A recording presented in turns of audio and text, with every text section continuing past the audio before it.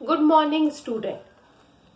Parabola complete होने के बाद 11th कॉमर्स का ये वाला टॉपिक कंप्लीट हो जाता है। अब सिर्फ ओनली फॉर साइंस के लिए है इलिप्स और हाइपरबोला। अब मैं आपको बताने वाली हूँ कि इलिप्स क्या होता है। इलिप्स का मतलब कोनिक सेक्शन का ऊपर वाला पार्ट, जहां हम कोण बोलते हैं ना, तो वो जो जहां पर दो कोण को ज्वाइंट करते हैं। कैसे दो कोण को ज्वाइंट करते हैं? मतलब एक तो ये वाला पोर्शन हो गया, एक कॉइन, ये रहा दूसरा कोण, ये हम ज्वाइंट करते हैं ना, तो यहाँ पर जो ये फॉर्म शेप बनता है ना, वो किसका बनता है? इलिप्स के फॉर्म को रिप्रेजेंट करता है। अब इलिप्स में भी दो कैटेगरी होती है। कौन कौन सी होती है? एक तो होती है आपकी एक्स एक्सिस और दूसरी होती है वाई एक्सिस का फॉर्म। जबकि पैराबोला में फोर फॉर्म था, राइट, लेफ्ट, उसके बाद अपवर्ड और डाउनवर्ड की कैटेगरी। यहाँ पे ओनली फॉर दो ही कैटेगरी दे रखी है इलिप्स की, वो है सबसे फर्स्ट फॉर्म बता रही हूँ मैं एक्स एक्सिस में। ये हो गया आपके पास इलिप्स का शेप हो गया। ये X origin X dash, Y O Y dash के फॉर्म को रिप्रेजेंट करता है। सबसे पहला फॉर्म इलिप्स। इलिप्स की स्टैंडर्ड इक्वेशन क्या होती है? X square upon A square plus Y square upon B square equal to 1 होती है। ठीक है, ये आपकी इलिप्स की स्टैंडर्ड इक्वेशन होती है। दोनों फॉर्म के लिए सबसे फर्स्ट आपको चीजें याद रखना है। ये तो हो गया इसका सेंटर। ये क्या रिप्रेजेंट करता है? सेंटर को रिप्रेजेंट करता है।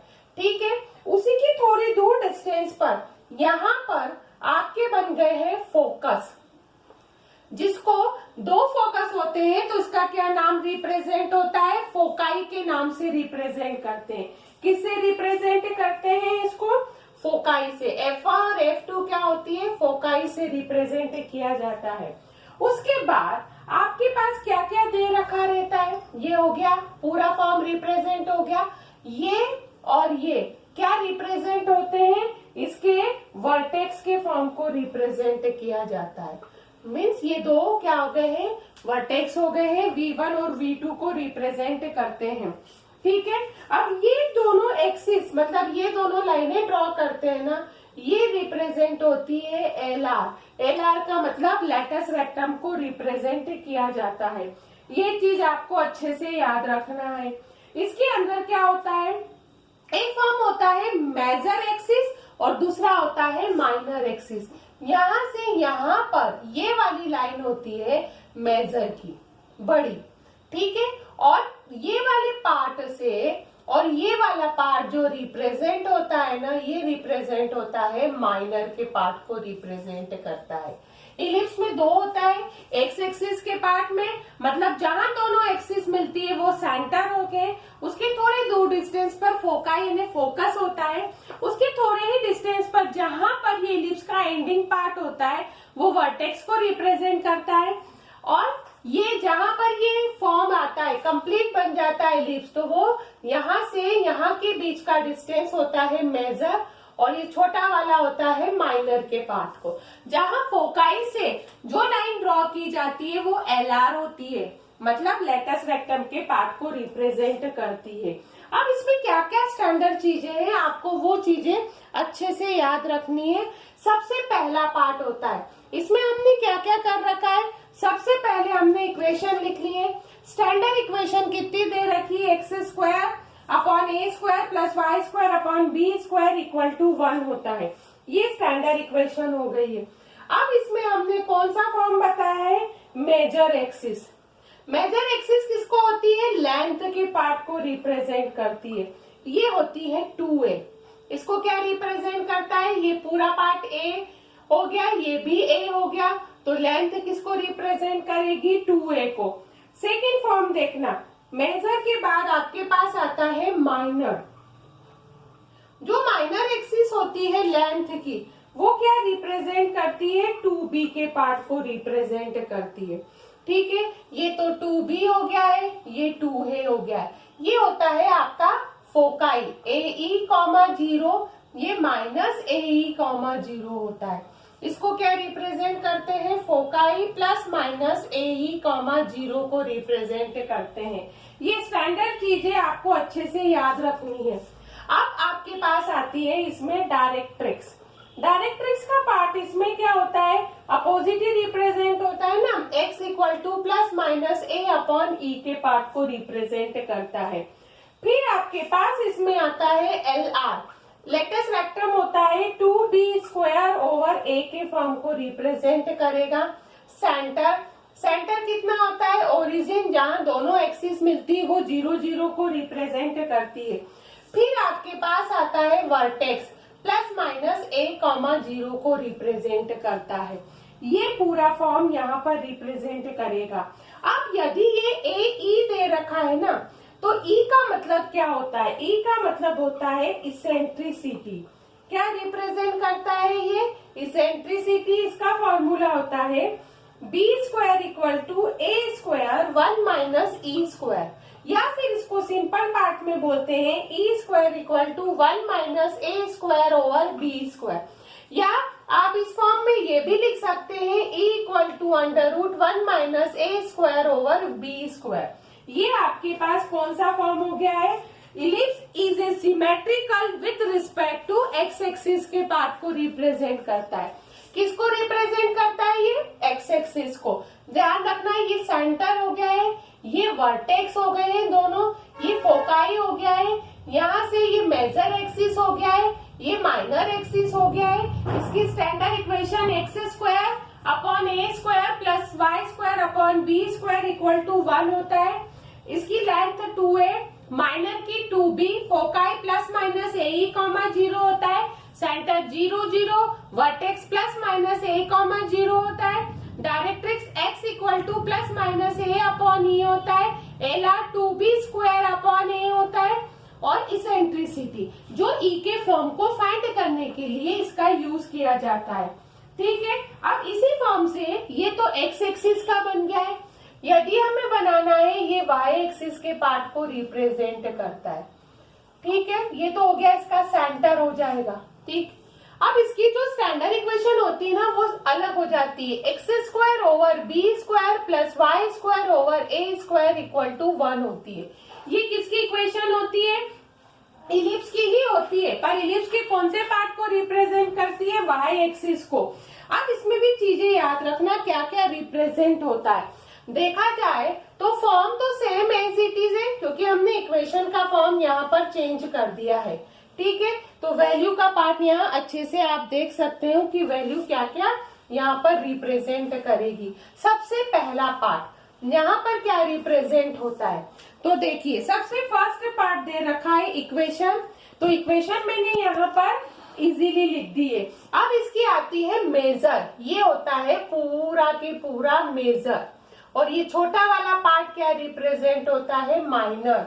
तो सबसे पहले हमने लिखा मेजर, तो उसकी जो लेंथ होती है यहाँ पर वो क्या रिप्रेजेंट होती है, लेंथ रिप्रेजेंट होती है 2a। ठीक है, माइनर किसमें होती है, 2b, क्योंकि मैंने इक्वेशन चेंज कर दी है। X square upon B square plus Y square upon A square equal to 1, इसलिए मेजर की लेंथ कितनी हो गई, 2a माइनस 2b। आपको इक्वेशन से याद रखना है, बाकी आप एज इट इज यही फॉर्म यूज कर सकते हो। ठीक है, उसके बाद आपके पास क्या यूज होता है, फोकाई। फोकाई मतलब ये होता है फोकाई का पार्ट, ये होगा वाई एक्सिस पे, तो 0 प्लस माइनस ए ही होता है। ये हो गए आपके पास फोकाई। ठीक है, इसका उल्टा कर दो, डायग्राम ऐसा है, यदि ब्लैक बोर्ड को उठा के मैं ऐसा कर देती हूँ, खड़ा कर देती हूँ, तो ये डायग्राम किसका बन गया है आपका, ये डायग्राम बन गया है वाई एक्सिस के पार्ट को रिप्रेजेंट कर रखा है। ठीक है, ये आपकी इक्वेशन का फॉर्म बन गया। अब इसमें आता है डायरेक्ट्रिक्स। डायरेक्ट्रिक्स का फॉर्म y इक्वल टू होता है plus minus a comma e, और यहाँ पर कितना होता है, x इक्वल टू के, डायरेक्ट्रिक्स तो यहाँ पर होती है, ये फॉर्म किसको रिप्रेजेंट करती है, x equal to plus minus a upon e को रिप्रेजेंट करती है। ठीक है, उसके बाद इसमें दे रखा है LR यानी latus rectum 2b square upon a के फॉर्म को रिप्रेजेंट करता है। ठीक है, सेंटर तो यहाँ पर कितना हो गया है, 0 0 हो गया, सेंटर में कुछ भी चेंज नहीं है, सेंटर 0 0 हो गया है।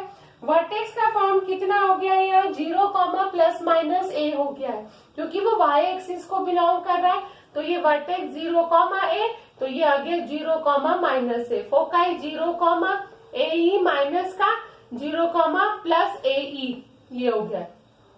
ठीक है, अब इसमें लास्ट में होती है इसेंट्रिसिटी। इसेंट्रिसिटी का फॉर्म भी इसमें यही होगा, E equal to under root 1 minus B square over A square के पार्ट को रिप्रेजेंट करता है। ठीक है, तो आपके पास ये सारी स्टैंडर्ड फॉर्म यहाँ पर रिप्रेजेंट हो चुका है। आपको अच्छे से इसमें याद रखना है कि दोनों के फॉर्म में इक्वेशन क्या चेंज हो रही है, वैल्यू क्या बन रही है। सिर्फ इतना सा फॉर्म आपको याद रखोगे तो ये क्वेश्चन क्या हो जाएगा, इजीली सॉल्व हो जाएगा। मतलब आपके पास ये डायग्राम और एक्सिस के पार्ट को रिप्रेजेंट करता है। अब इसमें एक क्वेश्चन मैं आपको बता देती हूँ कि कैसे सॉल्व किया जाता है। एक क्वेश्चन के बेस पर आप समझ जाओगे कि इक्वेशन में वैल्यू को कैसे सॉल्व किया गया है। ठीक है, तो ये वाला जो फॉर्म आपके पास दे रखा है वो कैसा है, वो अच्छे से यहाँ पर देख लीजिए। ये आपकी एक्सरसाइज का ही है। ये एक्सरसाइज कौन सी दे रखी है, 11.3 दे रखी हुई है। अब इसमें देखिए, सबसे फर्स्ट आपके पास यहाँ पर दे रखा है, क्वेश्चन नंबर फर्स्ट है, कौन सा दे रखा है, ए फर्स्ट में X square upon 36 plus Y square upon 16 equal to 1। ठीक है, तो ये क्या हो रहा है, कंपेयर करेंगे अपन, कौन सी इक्वेशन से कंपेयर करेंगे, X square upon A square plus Y square upon B square equal to 1 के पार्ट को रिप्रेजेंट करेंगे। अब आप इसमें ये पूछ सकते हैं कि कौन सी वैल्यू के अकॉर्डिंग आप अरेंज कर रहे हो कि यही इक्वेशन बन रही है। तो ये ध्यान रखना, ए बी से बड़ा होता है जब एक्स एक्सिस को बिलोंग करता है। मीन्स आपके पास कंपेयर कर रहे हैं तो ए की वैल्यू 6 हो रही है और बी की 4 आ रही है, 6 4 से बड़ा है, इसलिए ये एक्स एक्सिस के पार्ट को रिप्रेजेंट इजीली कर सकता है। ठीक है, अब आपको इसमें क्या क्या निकालना है, सबसे फर्स्ट फॉर्म में आपको निकालना है वर्टेक्स। अब वर्टेक्स कितना होता है, तो वर्टेक्स का फॉर्म आप यहाँ पर रिप्रेजेंट करेंगे। वर्टेक्स होता है प्लस माइनस ए कॉमा 0, मतलब ये हो गया प्लस माइनस 6 कॉमा 0 हो गया। ठीक है, उसके बाद आपको क्या निकालना है, फोकाई। फोकाई क्या होता है, प्लस माइनस ए कॉमा 0 होता है। ठीक है, अब ई की वैल्यू तो यहाँ पर कोई रिप्रेजेंट नहीं हो रही है, तो हम इसको सेकेंड नाम यदि देना चाहते हैं तो इसका सेकेंड नाम क्या हो सकता है, सी के फॉर्म को भी रिप्रेजेंट किया जा सकता है। कैसे सिंपल होता है, यदि आप एनसीईआरटी में देखोगे तो आपको इक्वेशन का फॉर्म दे रखा रहता है, C equal to under root A square minus B square, मतलब अंडर रूट के 36 माइनस के 16 हो गए, तो ई की वैल्यू 20, मतलब सी की वैल्यू 20 ने 2√5 के फॉर्म को रिप्रेजेंट कर रखी है। अब ई कितना होता है, सी बाय ए होता है ना, तो ये वैल्यू कितनी आ गई है, 2√5 अपॉन 6, मतलब √5/3। आप इससे भी वैल्यू फाइंड कर सकते हैं, या फिर मैंने ई की जो स्टैंडर्ड वैल्यू बताई है under root 1 minus B square over A square से भी आप सॉल्व कर सकते हो। ठीक है, तो ये फॉर्म आ गई आपकी। तो अब इसमें इसेंट्रिसिटी भी आ गई है और सी आ गया है। सी मतलब इसमें क्या रिप्रेजेंट होता है, फोकस के फॉर्म को या फोकाई। इसका सेकेंड नाम होता है प्लस माइनस सी कॉमा 0। ये एनसीईआरटी में लिखा हुआ है और ये आपको रेफरेंस बुक में मिलेगा। तो एनसीईआरटी का भी बता देती हूँ, तो फोकस कितना हो गया इसमें, प्लस माइनस 2√5 कॉमा 0 हो गया। ठीक है, इसेंट्रिसिटी निकल ही गई है। मेजर निकालोगे, मेजर होती है 2a, 2 इंटू 6 इक्वल टू 12 हो गई है। फिर इसमें हो गई है माइनर, माइनर कितना हो गया है 2b, 2 इंटू 4 इक्वल टू 8 हो गई है। अब आपको निकालना है L R, 2b square upon A, 2b की वैल्यू 16 अपॉन 6, ये हो गया 3, मतलब आपका आंसर आ गया है 16/3। तो ये आपके पास इक्वेशन क्या हो गई है, सॉल्व हो गई है। आप इजीली इसको सॉल्व कर सकते हो, है ना क्वेश्चन का फॉर्म इजी। तो आप इजीली इन क्वेश्चनों को सिर्फ फॉर्मूले के बेस पे सॉल्व कर सकते हो। अब इसका जो अगला क्वेश्चन है ना, वो मैं आपको नेक्स्ट वीडियो में बताऊंगी।